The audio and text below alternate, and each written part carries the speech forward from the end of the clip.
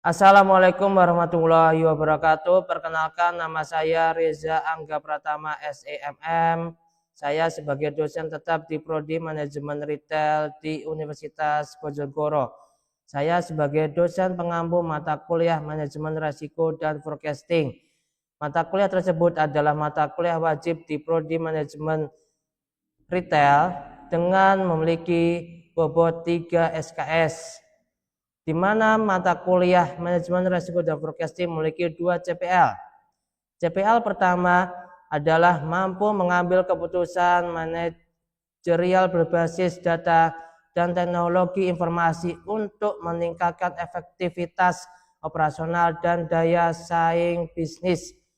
CPL kedua, mampu merancang, mengelola, dan mengevaluasi operasional bisnis retail secara efektif, mencakup pengelolaan produk, layanan, SDM, keuangan, dan pengalaman pelanggan. Dari CPL tersebut diturunkan dengan CPMK. CPMK mata kuliah ini ada 3. CPMK yang pertama adalah mampu menjabarkan dan menganalisa manajemen risiko dan forecasting. CPMK yang kedua mampu menjabarkan dan mengimplementasikan manajemen risiko dan forecasting. CPMK yang ketiga mampu menerapkan aktivitas dalam manajemen risiko dan forecasting. Deskripsi mata kuliah ini adalah mata kuliah ini membahas pendekatan mendefinisikan risiko, dampak risiko pada organisasi, standar manajemen risiko, prinsip lingkup manajemen risiko perusahaan, metode manajemen forecasting, manajemen kinerja forecasting, proses manajemen forecasting, kelangsungan bisnis, proses bisnis inti, model tata kelola perusahaan, kemudian digital marketing forecasting, tanggung jawab sosial manajemen risiko dan forecasting. Basis penilaian pada mata kuliah ini yang pertama aktivitas partisipatif sebesar 15%, tugas sebesar 20%, kemudian kuis sebesar 15%, UTS sebesar 25%, dan UAS sebesar 25%. Mata kuliah ini saya menggunakan 3 referensi dari bukunya Bapak Agus Wibowo, kemudian dari bukunya Bapak Michael Gillen dan kawan-kawan, kemudian yang ketiga saya menggunakan bukunya dari Bapak Jos Antanosopoulos dan Bapak Rob Hinman. Mata kuliah manajemen risiko dan forecasting ini berbasis Outcome Based Education atau OBE, yang dimana mahasiswa diberikan tugas di lapangan yaitu melakukan penelitian, sehingga dari hasil penelitian itu nanti mahasiswa bisa memberikan solusi bagaimana cara meminimalkan atau bisa mencari solusi dari risiko yang dialami oleh para pelaku usaha atau pelaku UMKM atau instansi terkait. Metode pembelajaran manajemen risiko dan forecasting ini adalah DIA. Yang pertama delivery. Delivery adalah penyampaian materi saya pada saat di kelas bersama teman-teman mahasiswa. Yang kedua interaktif. Saya memberikan sesi tanya jawab dan diskusi apabila pada saat penyampaian materi ada hal yang belum jelas. Yang ketiga asesmen. Asesmen ini adalah bagaimana nanti mahasiswa dari tugas tersebut mahasiswa mempresentasikan, kemudian kita bahas bersama-sama di kelas sehingga kita bisa menemukan solusi dari tugas tersebut atau bisa memberikan solusi dari permasalahan yang dialami oleh para pelaku UMKM, bisnis atau instansi terkait. Demikian yang dapat saya sampaikan. Saya juga mencantumkan video pembelajaran mengenai manajemen risiko dan forecasting. Selamat menyaksikan. Wassalamualaikum warahmatullahi wabarakatuh.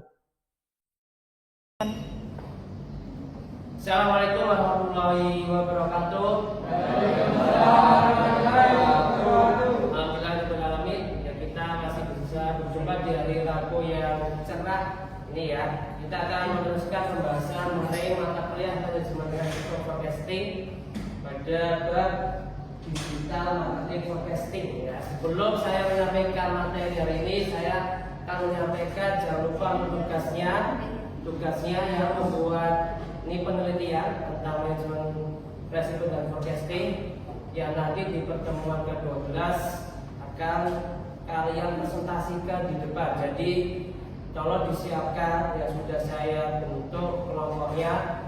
Silakan nanti presentasi di depan berdasarkan kelompok masing-masing ya. Membuat penelitian tentang manajemen risiko dan forecasting.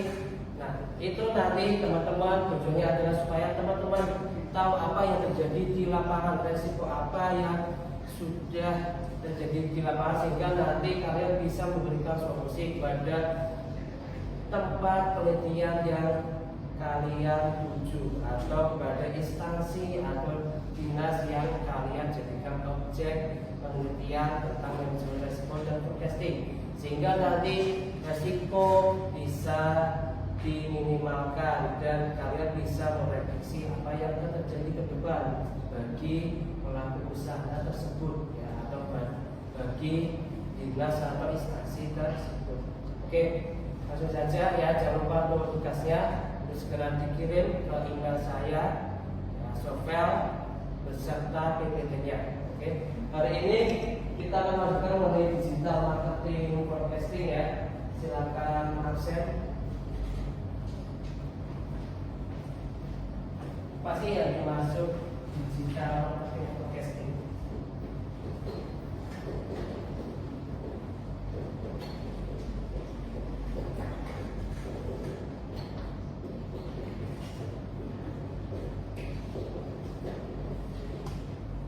Yang dimaksud digital marketing forecasting adalah suatu proses yang dimana akan memperkirakan ya penjualan dan strategi yang akan dijalankan oleh suatu perusahaan dengan menggunakan data digital, sehingga nanti bisa ya segera menemukan apa yang harus diputuskan oleh perusahaan tersebut, sehingga ya nanti ini bisa membantu bagi pelaku atau bagi pemangku kepentingan manajemen perusahaan masing-masing atau bagi pelaku usaha masing-masing. Nah, mengenai digital marketing forecasting, nah ini bisa kita lihat bagaimana sih ya, para konsumen ini mengunjungi website perusahaan kita ya, atau website usaha kita ini, entah itu ya perusahaan retail maupun non retail ya, karena kita ada di prodi manajemen retail. Nah, ini bisa kita analisis ya. Kita juga ini sudah mengenal kemarin ya, pertemuan kemarin mengenai engagement. Engagement ini adalah bagaimana sih perilaku konsumen itu untuk berinteraksi ya, kepada kita, kepada pelaku usaha ya, itu entah dari dia memberikan komen di sosial media kita atau di website kita, kemudian memberikan like, kemudian share atau ya men-share atau mendownload video atau konten dari usaha kita. Ini bisa kita analisis dari situ. Berapa sih pengunjungnya? Ini ya guys, pengertian dari digital marketing forecasting. Jadi pertama kita akan ya, membahas mengenai apa sih itu ya pengertian digital marketing forecasting. Yang kedua apa digital marketing forecasting. Yang ketiga metode digital marketing forecasting. Jadi ada 3 hal yang akan kita pelajari hari ini sama-sama.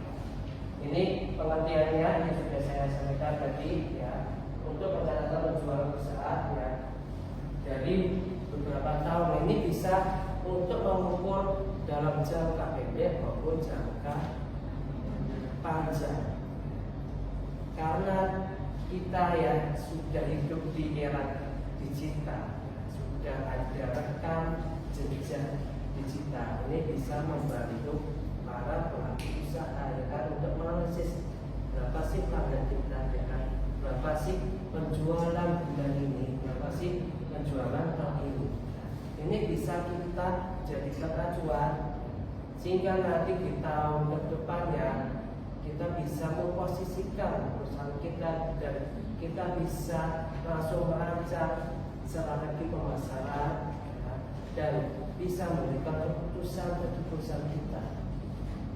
Keputusan ini termasuk ya, apakah kita harus berinovasi dalam pembuatan produk ataukah kita tetap dengan produk yang sudah kita jalankan sekarang.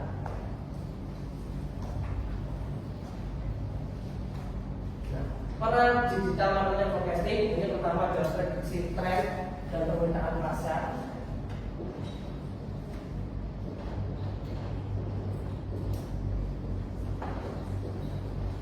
Tren dan permintaan pasar digital.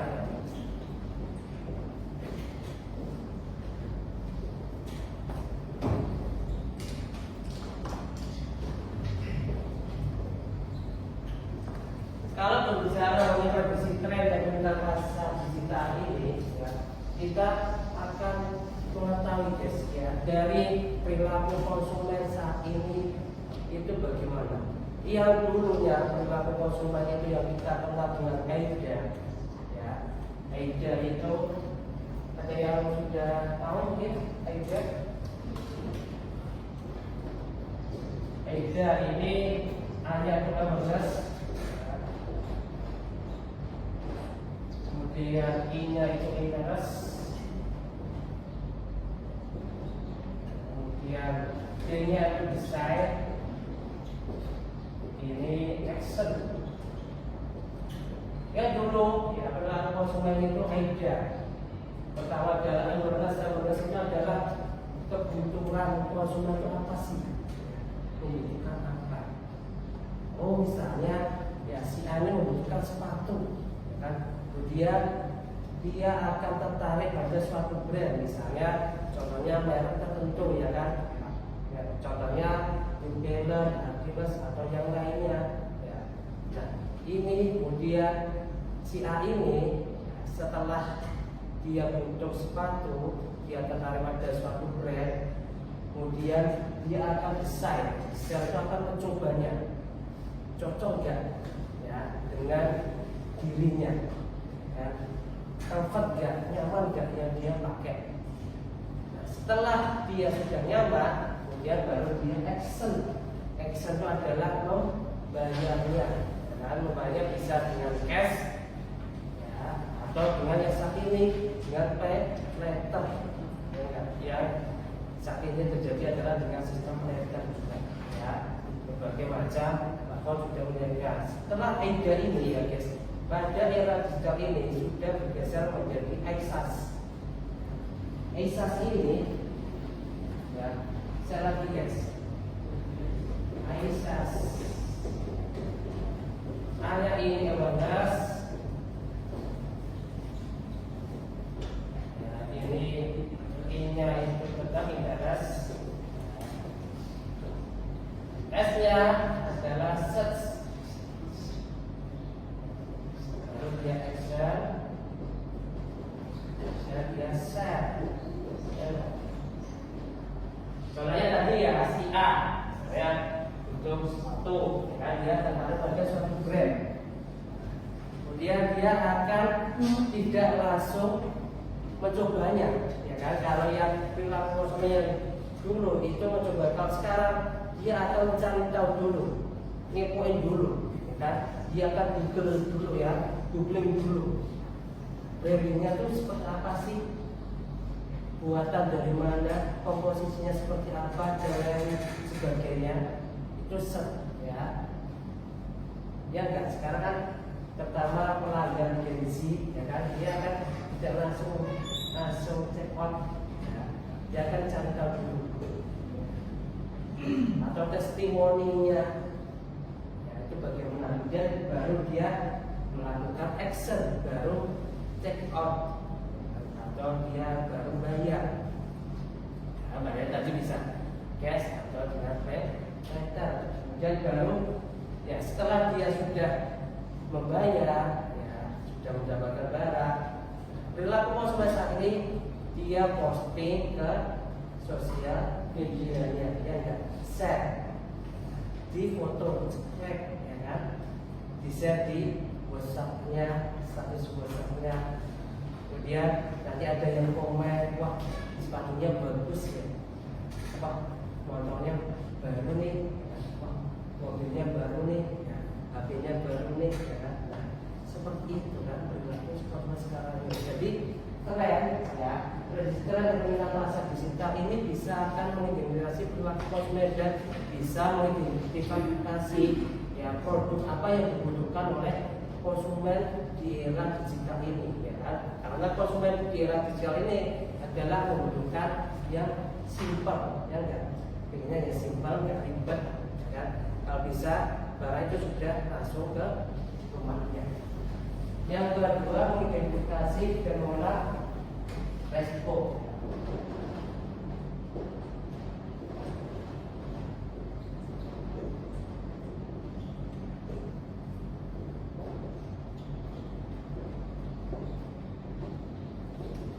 Mengidentifikasi resiko, ya, dan mengelola resiko penguasaan digital ini bisa kita lihat dari ya tren yang terjadi atau dilihat dari berapa sih kunjungan pelanggan ke sosial media kita, apakah naik, apakah turun, ya, kita bisa mengidentifikasi dari sini. Dan apabila kalau kunjungan pelanggan kita itu menurun di sosial media, berarti segera kita atasi strategi apa yang cocok untuk segera mengatasi ya pelanggan kita ini yang menurun supaya pelanggan kita ini naik lagi ya, dari yang sebelumnya.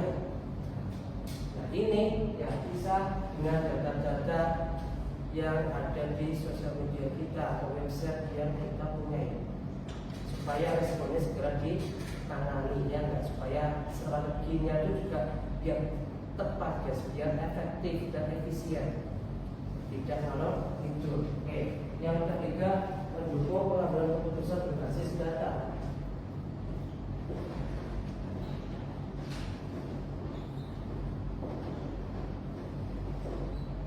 Pengambilan keputusan.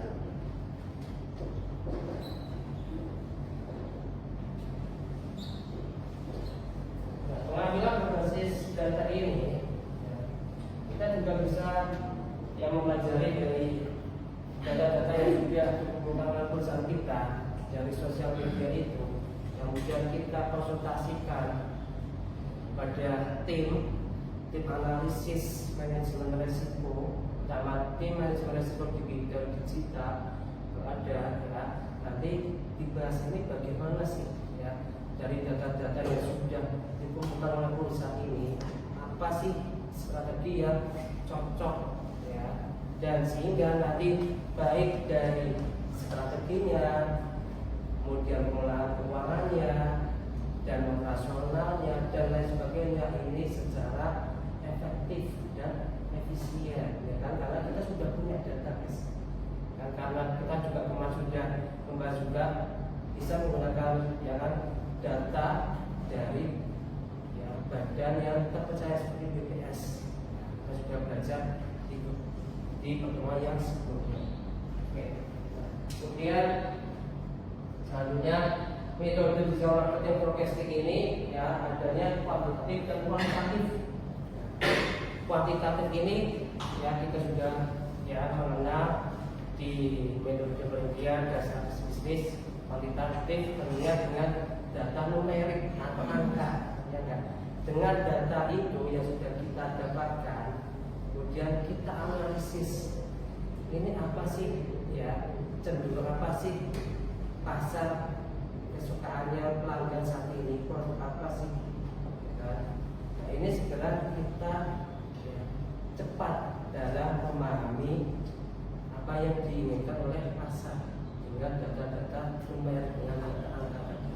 Kemudian dengan metode kualitatif ini dengan metode wawancara, ya, wawancara kepada para ahli digital marketing dan bisa wawancara kepada pelanggan, sehingga nanti kita juga akan lebih tepat dalam menciptakan atau berinovasi produk yang akan kita produksi, ya, entah pada saat ini atau yang akan datang. Nah, itu saja guys yang saya sampaikan. Silakan apabila ada pertanyaan, silakan guys dari salah satunya. Silakan teman-teman apabila ada yang ditanyakan dari pembahasan hari ini, silakan. Saya Pak. Ya, oke, silakan Ilham. Kenapa digital forecasting itu penting? Oke, terima kasih Ilham ya atas pertanyaan yang bagus ini ya. Nah, digital marketing, terima kasih ya atas pertanyaannya ya.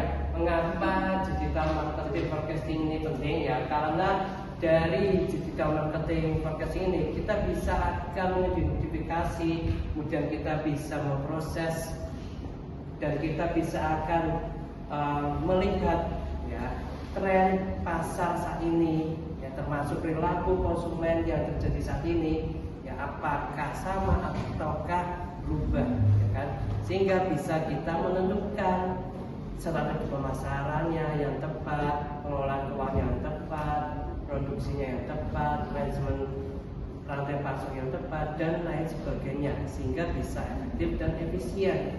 Ya, Ilham itu ya pertanyaan dari yang disampaikan oleh Ilham ya, karena sangat pentingnya dengan bantuan teknologi itu bisa menjadi acuan usaha dalam pengambilan keputusan ya Pak, jangka pendek maupun jangka panjang itu ya.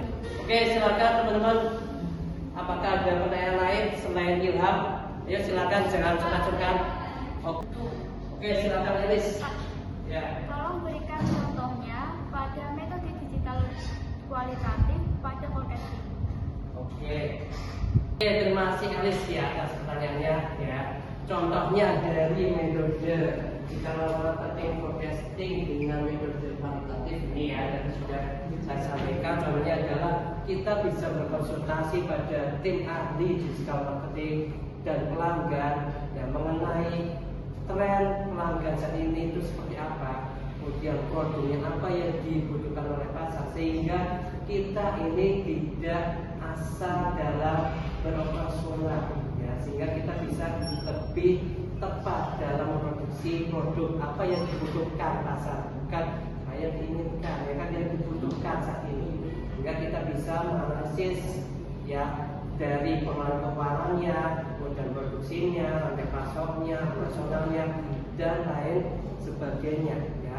Metode kualitatif sekali lagi ya buat teman-teman lainnya juga adalah dengan metode wawancara pada tim ahli dan pelanggan atau yang lainnya yang dibutuhkan, yang disesuaikan dengan apa yang dibutuhkan oleh perusahaan kita saat itu ya. Elis, terima kasih teman-teman. Apabila tidak ada pertanyaan lagi ya, sebelum saya tutup pada hari ini mata kuliah manajemen risiko dan forecasting ya, sekali lagi jangan lupa tugasnya silakan membuat penelitian tentang manajemen risiko dan forecasting, sehingga kita akan belajar dari lapangan apa yang akan terjadi ya kan. Risiko itu bisa kita berikan saran pada beberapa pelaku usaha atau kepada beberapa pelaku di dinas atau instansi terkait ya. Kita sebagai akademisi kita harus memberikan ya